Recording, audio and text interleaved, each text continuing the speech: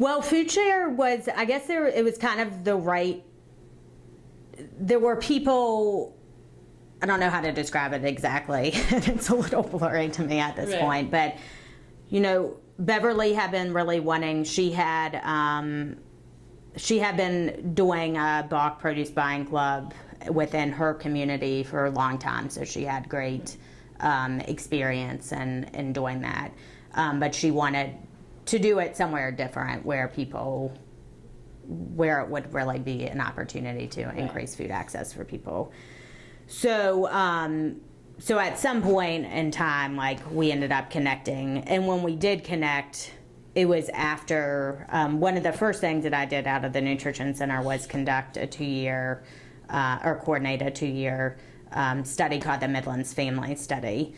And so within the Midlands Family Study, we talked to about 650 caregivers within the Midlands region, a lot in Richland County and in Columbia, to understand the causes of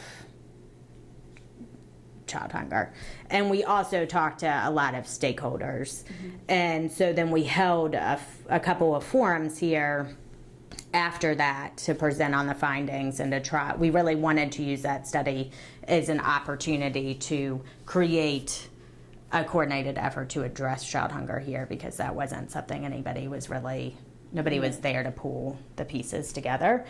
And so people who attended that first forum set some priority areas of what they thought were really important. So increased access to child care vouchers for low-income working families, higher pay, living wage jobs, and then also more tangible, food project type things. And one of the things that came up was also bulk produce buying clubs.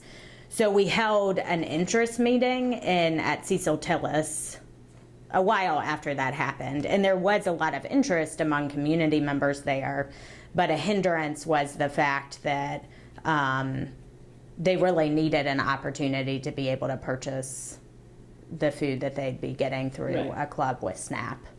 And so that's the piece that Beverly especially worked really hard on then making happen. Yeah, so bulk produce buying clubs is where you say that you have 20 people want to buy produce. So you pull your money together and then you purchase the food from a wholesaler. Okay. Because food, an apple from a wholesaler is going to be cheaper than an apple from a grocery store because there's not the middle person. So so Sin Brothers, the way that it works is that Sin Brothers provide, doesn't provide, we pay for it, but or the customers pay for it, but drops off all this produce in bulk every 2 weeks, and then it makes the cost per item cheaper because of that. Well, right now we're working on identifying funding we recently, at the beginning of this month, moved in with the Save-A-Lot off of Hardin Street. So there is a small, not being used kitchen space in there right now. So there's plans for how to renovate that space to really make it a teaching kitchen and also a small food business incubator kitchen. So that's on the horizon to then do the renovation for that. I'm really excited about this, but we're also starting an oral history project with people who participate. So where we'll be doing interviews with them just about, kind of what cooking and food means to them from across their life, and also collecting recipes. That there's always recipes featured in every box, so as a way to make sure that the voice of the people who are part of FoodShare are really represented in that. So we'll be highlighting stories that we collect and the recipes on the recipe cards, and then also having a place on the website where all the recordings of those oral histories will be. So Richland Library and Adventure Children's Museum have always been really supportive of the program, getting the word out there, sometimes in the past coming to do activities the day that pickup days are. Of course, Save a Lot Now has been a huge asset. That's a great, private partner. Molina Healthcare Systems or Medicaid Managed Care has provided some funding for us. And then we have an ever-increasing array of our partner sites.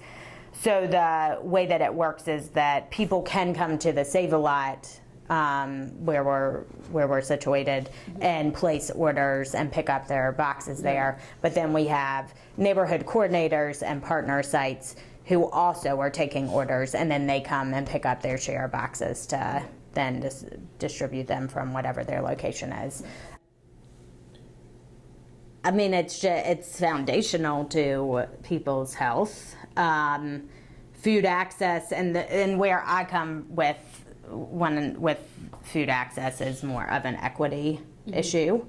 I think that it's unforgivable that we live in a society of such abundance where we waste so much food all the time. Right. And people down the street don't have access to produce. Right. It's unforgivable to me that produce grows from the ground and we have so many people who can't afford that. Right.